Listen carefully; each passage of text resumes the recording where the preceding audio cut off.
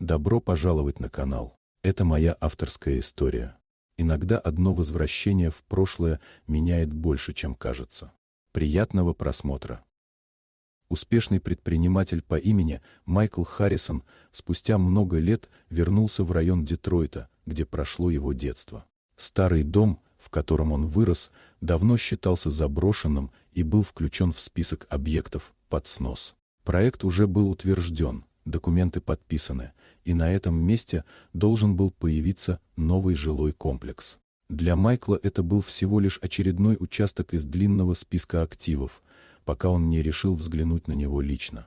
Дом выглядел изношенным и уставшим: облупленные стены, перекошенный забор, заросший двор. Внутри царил полумрак и запах сырости, но почти сразу стало ясно, что здание не пустует. В одной из комнат Майкл обнаружил следы жизни: тонкий матрас, детский рюкзак, простые вещи, аккуратно сложенные, словно их хозяева старались не занимать лишнего места.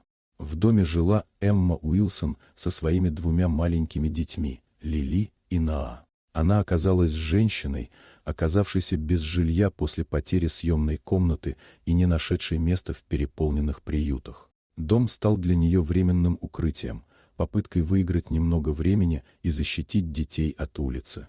Для Майкла эта встреча оказалась болезненно знакомой. Он сам вырос в этом доме с матерью, которая в одиночку тянула семью, постоянно балансируя между страхом и надеждой. Он узнал в Эмме ту же усталую решимость, которую когда-то видел в глазах собственной матери. Осознание этого сделало невозможным простое и выгодное решение — снести здание и двигаться дальше. Процесс сноса был приостановлен. Без громких заявлений и публичности Майкл помог семье получить временное жилье через социальную программу. Он не стал вмешиваться показательно и не ждал благодарности, ограничившись тем, чтобы Эмма и дети не остались на улице. Позже он принял решение полностью пересмотреть судьбу дома. Вместо очередного коммерческого проекта здание восстановили и превратили в небольшой центр поддержки для одиноких матерей и детей, скромный, функциональный, без его имени на фасаде.